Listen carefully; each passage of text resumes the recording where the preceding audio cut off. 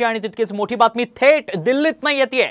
देवेंद्र फडणवीसांच्या राजीनाम्याबाबत तुर्तास निर्णय झालेला नाही। अमित शहांनी त्यांची राजीनाम्याची मागणी अमान्य केल्याचं कळतंय। त्यामुळे मंत्रिमंडळात काम सुरूच ठेवण्याचे निर्देश अमित शहांनी फडणवीसांना दिल्याची माहिती साम टीव्हीला सूत्रांकडून मिळतेय। मोदी सरकारचा शपथविधी झाल्यानंतर पुन्हा त्यांच्या राजीनाम्याबाबत बैठक घेतली जाणार असल्याची ही माहिती आहे। त्यामुळे तुर्तास तरी फडणवीस उपमुख्यमंत्री म्हणून काम करत राहणार आहेत। दिल्लीतही महत्त्वाची अपडेट राज्यासंदर्भातली म्हणावी लागेल। फडणवीसांच्या राजीनाम्याची मागणी अमान्य केलेली आहे। तुर्तास फडणवीसांनी काम सुरू ठेवावं असा शहांनी सल्ला दिल्याचंही कळतंय। त्यामुळे ही बैठक फडणवीसांसाठी तरी सकारात्मक झालेली नाही।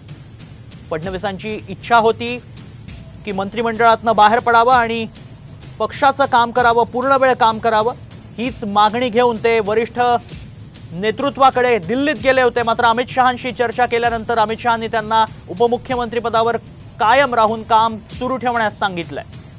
मोठी बातमी या क्षणाची आपण बघतोय। तुर्तास तरी फडणवीस उपमुख्यमंत्री म्हणून काम करत राहणार आहेत।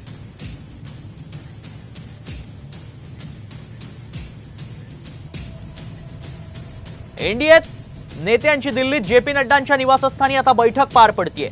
या बैठकीला अमित शहा, राजनाथ सिंग नड्डांच्या निवासस्थानी दाखल झालेत। तर त्या अगोदर एकनाथ शिंदे, देवेंद्र फडणवीस आणि अजित पवारांची ही बैठक पार पडल्याचं पाहायला मिळालंय। त्यामुळे दिल्लीमध्ये सध्या बऱ्याच घडामोडी घडताना पाहायला मिळतायत। बैठकांचा सिलसिला सुरू झाल्याचं पाहायला मिळतंय। नड्डांच्या निवासस्थानी आता अमित शहा, राजनाथ सिंग दाखल झाले। त्याआधी शिंदे, फडणवीस आणि अजितदादांची ही बैठक पार पडल्याचं समजतंय।